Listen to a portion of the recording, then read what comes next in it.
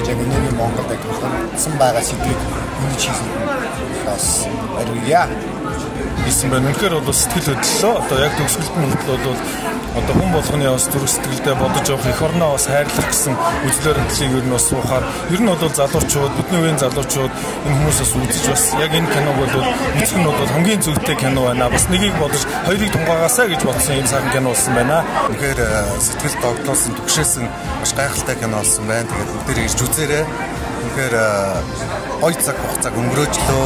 Сэтгэл санаа бол маш өндөр байна, дүүрэн байна. Маш сайхан уран бүтээл болсон байна. Баярлалаа.